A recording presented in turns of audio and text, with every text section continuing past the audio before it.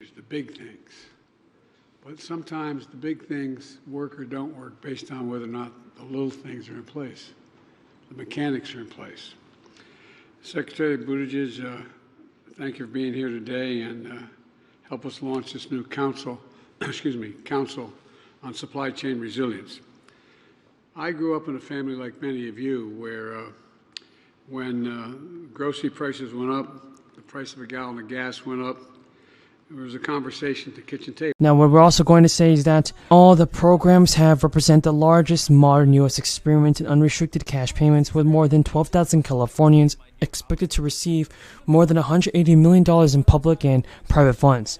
Nowhere else have so many guaranteed income pilot programs launched at the same place. Keep that in mind, folks, because a new advocacy group actually doesn't want to let Republican lawmakers who oppose student loan forgiveness off of the hook. This Thursday, a nonprofit called Protect the Borrowers Action released an ad that criticized 13 Republicans and who voted back-to-back student debt relief. At the end of June this month and next month as well for August, the Supreme Court has struck down Biden's plan to cancel up to $20,000 in student debt for the federal borrowers. It came after both the House and the Senate passed a bill to take back Biden's debt relief that the president ultimately vetoed. So while Biden has announced a new plan to get borrowers relief during a different law, it's called the Higher Education Act, many Republican lawmakers don't even want to actually be carried on this. Biden acknowledged that delivering relief through the Higher Education Act will take some time because it requires the policy to go through a negotiated rulemaking process, which includes hearings and public commitment. Still, payments are scheduled to resume in October, but still, with interest accruing again in September. And while the Education Department announced a 12-month ramp on payments after the repayment starts, Alexandria Ocasio-Cortez is worried. Folks, more and more checks are expected to arrive for the Americans throughout the summer and fall. Lawmakers are agreeing to provide the low income with extra financial relief, and relief may either be in the form of a one-time check or direct deposit. But now, 2 rebate checks are going to be for tax policies. These checks are typically sent out after individuals file their annual tax returns and determine to be eligible for a refund or credit. The specific eligibility criteria for tax rebates is depending on tax lawmakers and regulations in the country. A large number of states have announced they will be mailing and depositing relief checks for many residents. During the recently wrapped legislative sessions, the lawmakers agreed to send tax rebates to people in Minnesota. And now the rebates are $260 for individuals with AGIs very high, but $520 for couples who file jointly. People within those limits will get an additional $260 per dependent for up to 3 people they can claim. Rebates are expected to go out via direct deposit and checks starting this fall too. It's important to note that the lawmakers and taxpayers who have to apply for these payments are going to get good money. Georgia has a very large budget surplus, and the latest report was more than $6 billion. As I was saying, to receive the funds, filers must have paid and filed tax for the past 2 years, and according to a spokesperson, Georgia's Department of Revenue has already processed over 1.1 million total refunds. It totals about $257 million. If you haven't received your money yet, don't even worry. The Department of Revenue said the funds will go out over the next 8 weeks for those who filed by April 18th. Those who filed after the tax deadline will, of course, wait a little bit longer, as refunds will not be issued until one's tax returns have been processed. A Wall Street Journal analysis of Federal Reserve data reveals a concerning financial situation for people ages 30 to 39. The demographic accumulated nearly $4 trillion in debt during the fourth quarter of 2022, it reflects a substantial $140 billion rise from preceding the quarter. Now, according to Yahoo News, the mounting debt is indicative of broader economic challenges faced by the generations. The New York's Fed data reveals that millennials in their 30s are accumulating debt at a very high pace, which is starting to be alarming. New data have shown that 73% of U.S. millennials are actually in deep trouble, living paycheck to paycheck.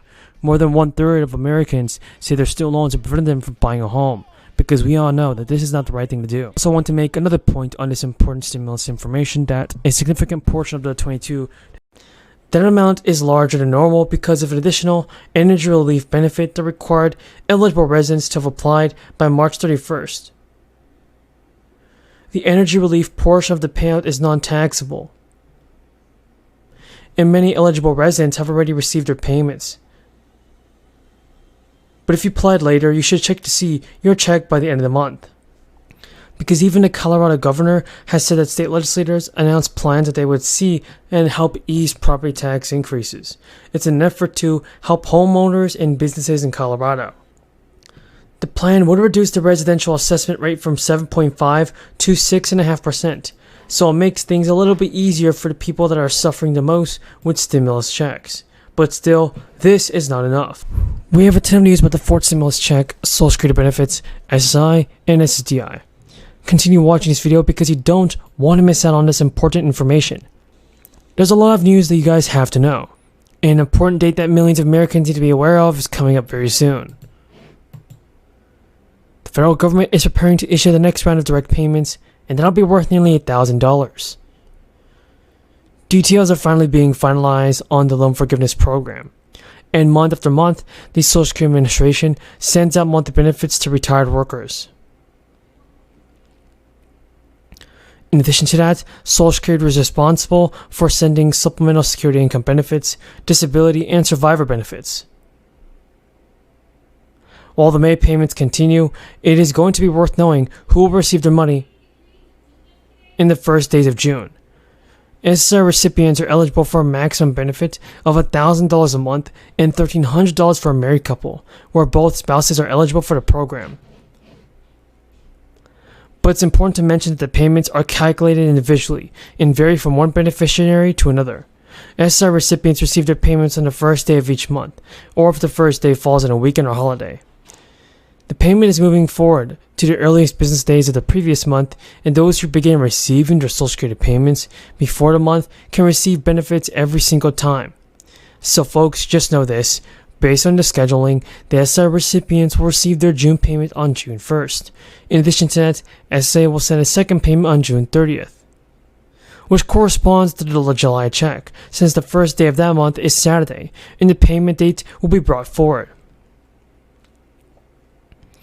But if the U.S. breaches the debt ceiling and defaults on its debt, there could be significant implications for Social Security beneficiaries. The debt ceiling represents the max amount of money the U.S. government can borrow, and if it's not raised or eliminated, the government may not have enough funds to meet its financial obligations, including Social Security payments. Experts warn that in such a scenario, Social Security checks may be delayed. The National Committee to Preserve Social Security and Medicare has cautioned that, without a debt limit increase, Social Security, Medicare, Medicaid, and other payments may not be made on time and in full. It means that beneficiaries could experience a delay in receiving their benefits. And while the fate of President Biden's student loan forgiveness program remains up in the air, borrowers should definitely expect to resume payments before the end of August, because even the Education Secretary has confirmed their repayment date during a Senate Appropriations hearing. The emergency period is over, and we're preparing our borrowers to restart. The Biden administration plans to restart the student loan payments no later than 60 days after June 30th. Based on that schedule, you can